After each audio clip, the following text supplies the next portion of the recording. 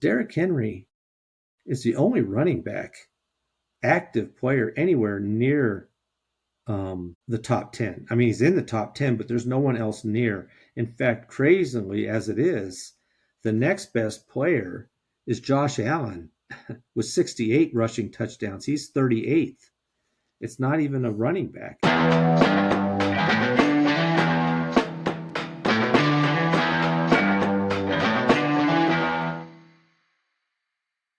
All right.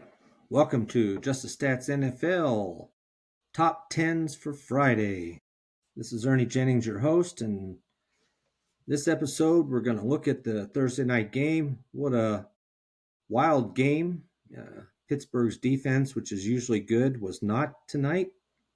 And Cincinnati was able to come on and beat the Pittsburgh Steelers 33-31. It was a pretty entertaining game. A lot of stats to look at, a lot of top 10s to look at for this tonight's game. So we'll take a look at that. We'll take a look at some all-time numbers as well going into this week, and some team stats. We'll see how much of that we get to in the next 25 to 30 minutes, and we'll play it by ear. You can tell I'm on vacation, so I'm in a bedroom, not in my normal office setting with my normal gear, but we'll do the best we can with what we got. So let's get this show on the road, and we're going to start with the game itself and talk about that.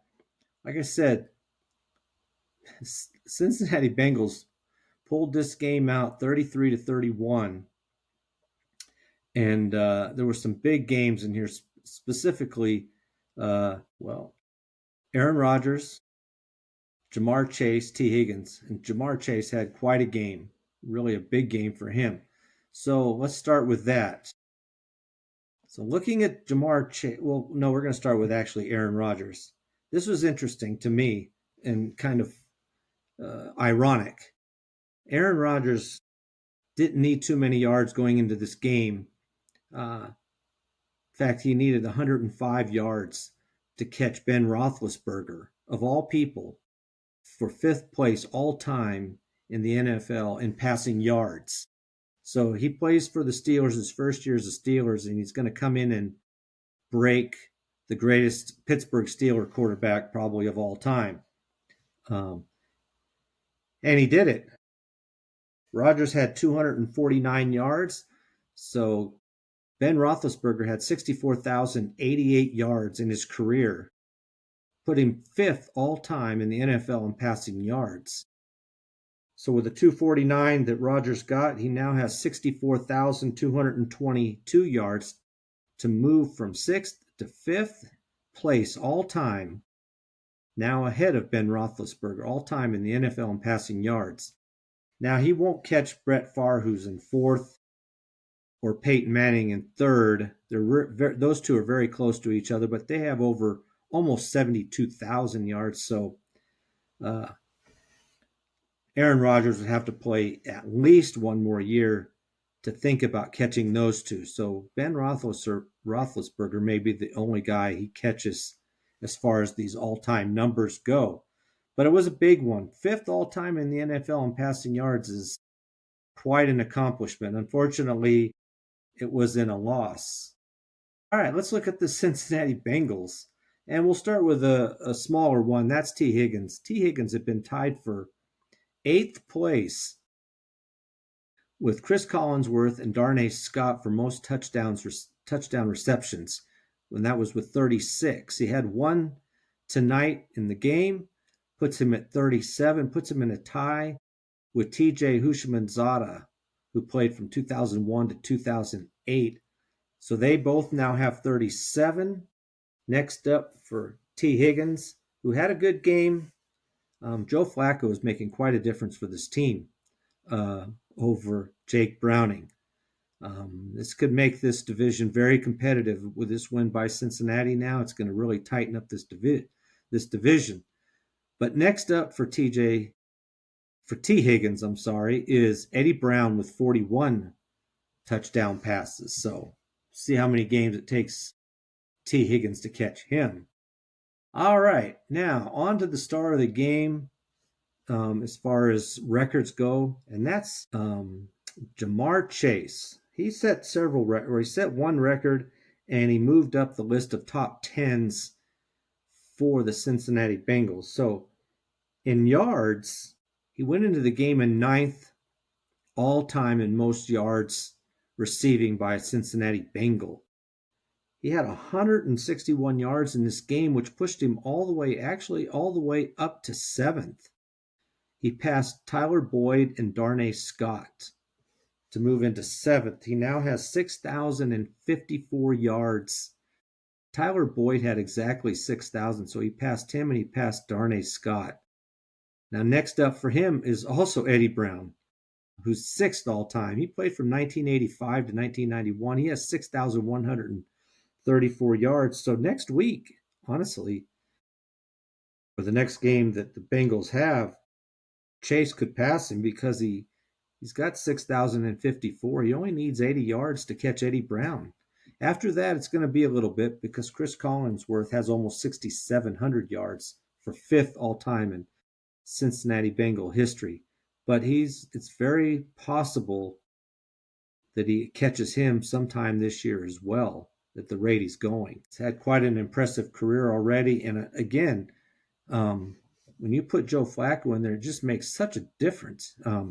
He targeted him. He's got that quick, short pass. He did have a lot of catches, and we'll talk about that. 16 catches for 161 yards, so 10 yards a catch, which is basically what he had almost even a little less last week when he had 10 catches for 91 yards, I believe it was. But 16 catches. So let's talk about that then. So not only does he move up the list all-time receiving yards for the Cincinnati Bengals, but he also sets the record for the Cincinnati Bengals for most receptions in a game. He broke his own record. He had 15 receptions back in October of 2023 in a game with the Arizona Cardinals, which Cincinnati won 34-20. He had 15 catches for 192 yards. This game, he had 16. He broke his own record. 16 catches, and like I said, for 161 yards. So now he's got the top two spots, and he's tied for the third spot as well with 14. Now, it's incredible the career he's had so far. Like I said, 16 receptions. He broke his own record of 15. Also, with 16 receptions in a single game, it ties several people for ninth all-time in the NFL for most receptions in a single game. Somebody who's playing right now, Keenan Allen, had 16 receptions back in 2020. Now, Keenan Allen, as far as active players, still has the best number of any player on this all-time list of most catches in a single game. Keenan Allen had 18 receptions back in September of 2023 against the Minnesota Vikings. So he's got, as far as active players, he's got the highest total, and he's on this list twice. Pretty impressive. Now, Jamar Chase was here at 17th prior to getting the 16 receptions in a single game. So now, like I said, he's in the top 10 in receptions as well. So he's moving up all kinds of lists. You give him a little bit of time, and he'll be moving up all-time lists as far as yards, receptions, everything. He's such an incredible receiver. All right. Now, let's look at some other numbers outside of this game. That was quite a game, but we're going to move on and look at some other numbers going into this week. Now, Derrick Henry, for example, this is all-time numbers now we're talking about here. All-time NFL, Derrick Henry is tied with Walter Payton for fifth all-time in the NFL for most rushing touchdowns with 110.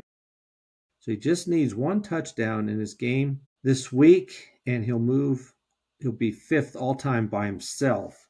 Next up for him, which is going to take him probably the rest of the season, if he can do it this season, that is. It may take him early next season.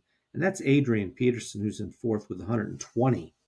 Emmitt Smith is the all-time leader with 164. So it's going to take Derrick Henry a few years if he even has a chance at Emmitt Smith. And I just don't know if he's going to be able to hold out for that many years. I mean, it's 54. It's going to probably take him 4 years if he averages, a decent amount. So I don't know. That's a lot more years for Derrick Henry to play. But we'll see. And what's so interesting about this is Derrick Henry is the only running back, active player anywhere near the top 10. I mean, he's in the top 10, but there's no one else near. In fact, crazily as it is, the next best player is Josh Allen with 68 rushing touchdowns. He's 38th. It's not even a running back. It's Josh Allen. Oh, that just tells you how great he's been in this era. There's no other running back quite like him as far as the numbers he's put up. So we'll just see how many more years he's got in him. All right, let's look at another player. And this is Davante Adams. He's also tied with a current player, and that's Mike Evans. They both have 106 receiving touchdowns apiece. So Davante Adams just needs one more to pass Mike Evans, and he will probably do it. He has a chance to do it because Mike Evans hasn't been playing for the Buccaneers. He's been hurt, giving Davante Adams not only the chance to catch him, but also to pass him to move into ninth all by himself.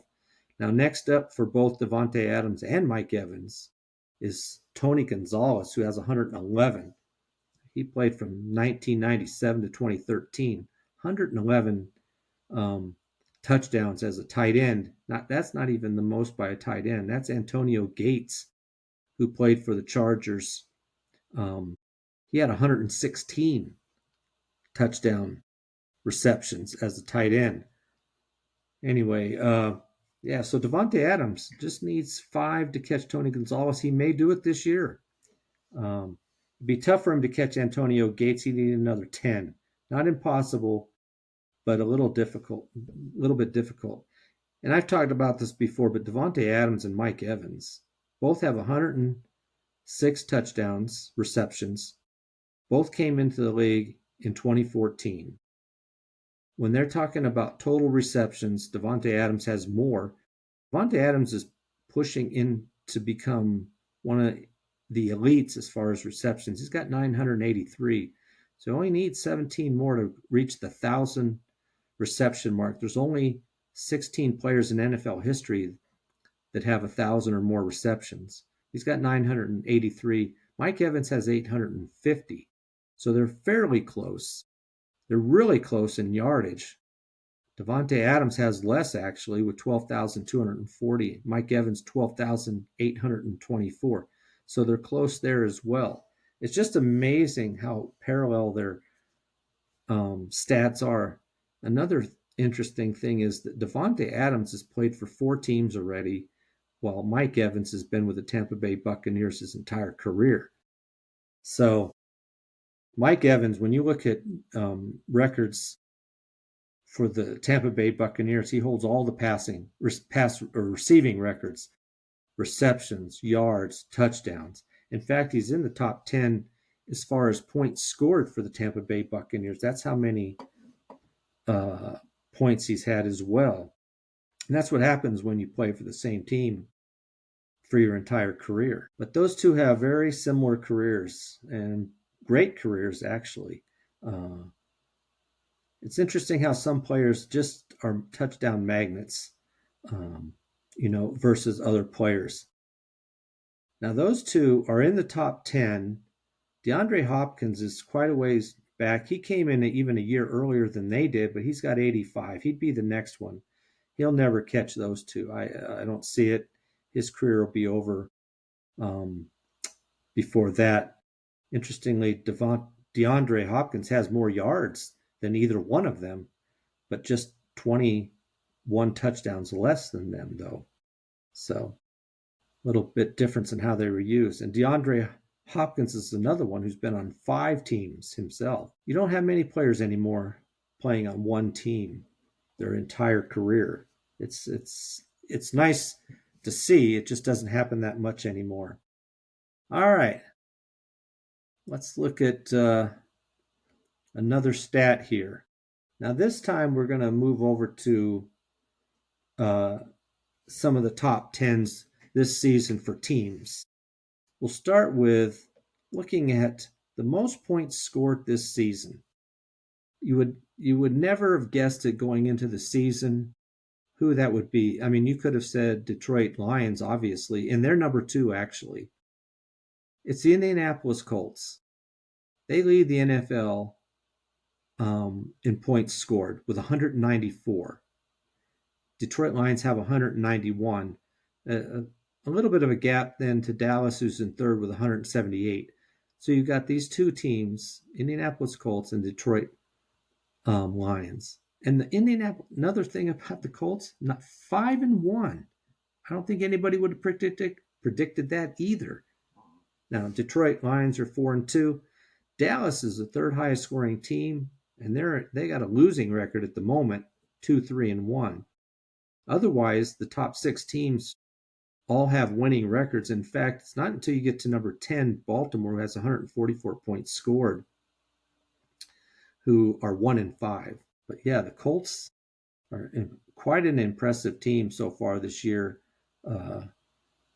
Daniel Jones has made a huge difference. Obviously, they already had good talent at wide receivers, and they have a great running back in Taylor.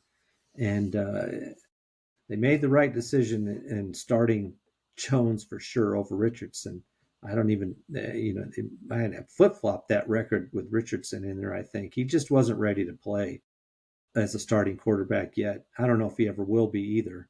All right, now looking at the other end of this scale, the fewest points allowed so far, that's the Houston Texans, only allowed 61 points so far this season. Now that's in 5 games, but still, you're talking about 12 points a game.